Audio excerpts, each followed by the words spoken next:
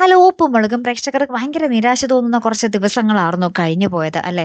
അതിനോടൊപ്പം തന്നെ നമ്മുടെ ഉപ്പും മുളകും നിർത്താറായി എന്നുള്ളൊരു സൂചനകൾ തന്നെയാണ് ട്ടോ നമ്മുടെ ഫ്ലവേഴ്സ് ടിവി ഇപ്പോൾ പുറത്തുവിടുന്നത്. കാരണം ഇപ്പോൾ ഒരു പുതിയ പരമ്പര, ഒരു യെസ് യുവർ ഓണർ എന്നൊരു പുതിയ പരമ്പര ഇപ്പോൾ ഇനി അടുത്ത് തന്നെ വരാൻ പോകുന്നുണ്ട്.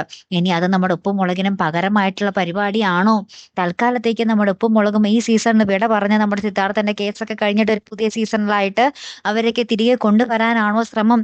അല്ലെങ്കിൽ ഉപ്പും മുളകും നമ്മുടെ പാറമട വീട് നമ്മൾ പ്രേക്ഷകരെയൊക്കെ വിട്ട് എന്നേക്കുമായിട്ട് പോകേണ്ട സമയമായോ എന്നും നമുക്ക് സംശയിക്കേണ്ടിയിരിക്കുന്നു.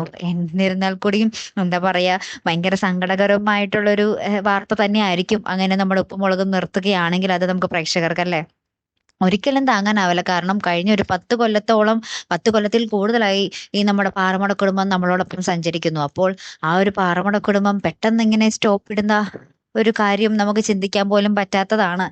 ഒരു പുതിയ സീസൺ കൊണ്ടുവരാനാണെങ്കിൽ കുഴപ്പമില്ല. ഈ ഒരു കേസും കാര്യങ്ങളൊക്കെ തീർത്ത് നമ്മുടെ സിദ്ധുവും ലച്ചുവും കൂടെ ഒരു പുതിയ സീസൺ കൊണ്ടുവരട്ടെ.